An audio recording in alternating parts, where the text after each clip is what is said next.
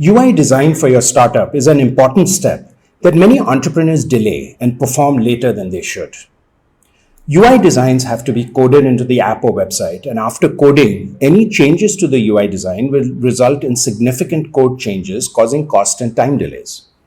UI should be designed taking into account the type of product or service that your startup is providing.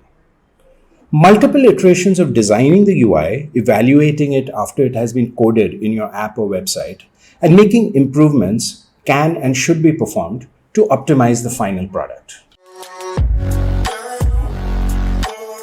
Hi everyone, this is Vivek Shrivastava.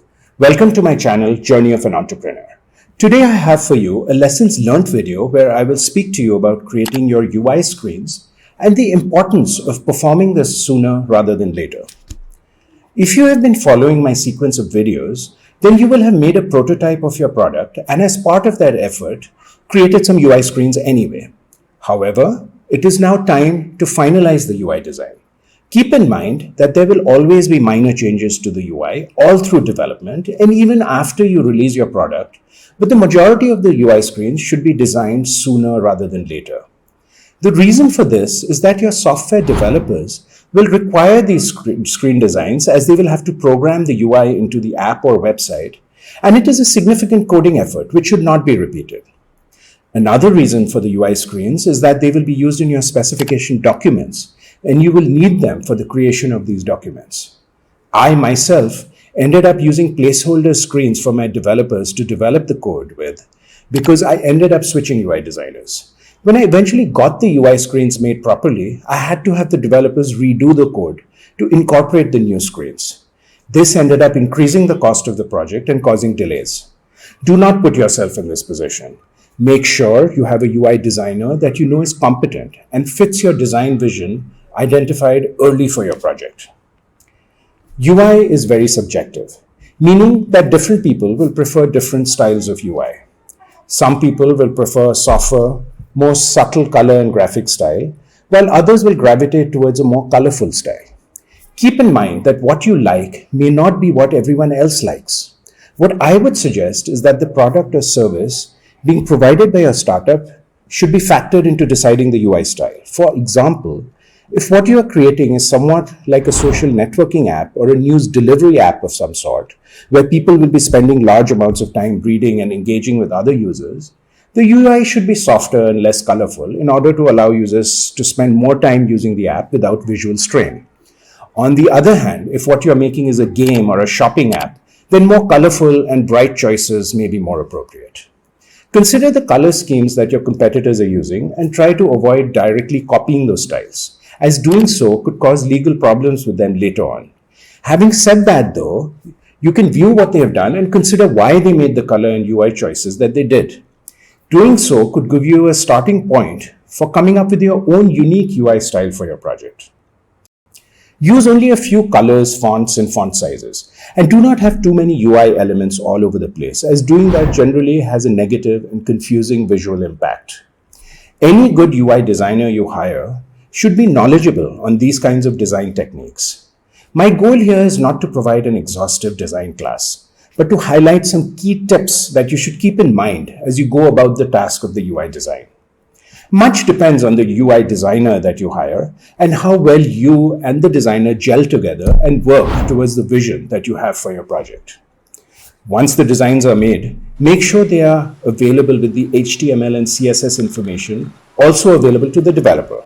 For example, if you're using Adobe XD for the UI design, make sure a web link is created where the CSS code for each element of each screen can be viewed and provide your developers access to this link. Other tools have other ways to provide access to the CSS code information, but in any case, make sure the developers have access to the CSS code and confirm this with your UI designer right from the beginning. Get feedback from other people, particularly end users of your product, and evaluate their response. The feedback from your legal and marketing team will be particularly important as they will point out any red flags that you can then act on. You do not want to be in a situation where you discover that your UI has to be modified, but the developers have already coded it all in and now have to redo all that coding. Identify any changes required to the UI designs as early as possible. Expect changes to occur as you progress in the development. of your project and new ideas come up that require minor or even major modifications. I'm a fan of an iterative approach where you make progress, then evaluate what has been done, and then make changes as necessary. And do this multiple times. So for your UI development, have your developers code one section of your app, including the UI that has been made for that section, and view it on both the phone and computer. Seeing it in action will likely spark some new ideas, and you may wish to adjust the UI after viewing it as part of a functioning program. You will then make the necessary UI changes and keep repeating this process until you eventually reach a point where no more modifications need to be made. Always test your UI on various devices for responsiveness and avoid tiny fonts as they will be far too small on the phone. During UI design for my startup, we viewed it on a computer with a 24-inch monitor during design. Viewing the UI screens on a monitor looked all right, but when the screens were viewed on the phone, it was apparent that the font size everywhere was much too small and had to be increased. If I had viewed the screens on the phone sooner, then the design and coding could have been done correctly the first time around. Fortunately, increasing the font size was not a major undertaking and was completed quickly and cheaply. However, this highlights the importance of constantly evaluating what has been done and making changes as needed. Now, most of what I have said so far has been software-centric, but all this applies to non-software startups as well. Whatever you are doing, you will likely need to make a website at the very least, which nowadays has to be a responsive website, which means it needs to look correct on monitors, tablets, and smartphones. This requires you to have the proper screens made for both desktops, laptops, and mobiles as well. You will likely need logo design as well, which has its own set of challenges. Therefore, the UI design step will be applicable to all startups and should be performed correctly sooner rather than later. UI design is a step that many entrepreneurs delay for a variety of reasons, which results in numerous problems and challenges later on. Take advantage of the information being presented here and make sure you make the right decisions regarding this important step. So that's all I have for UI design and its importance to your startup. In this video, I wanted to highlight the significance of creating and evaluating your UI designs early. I hope you found the content useful. Please comment below and provide your feedback. See you all next time. Take care and good luck, everyone.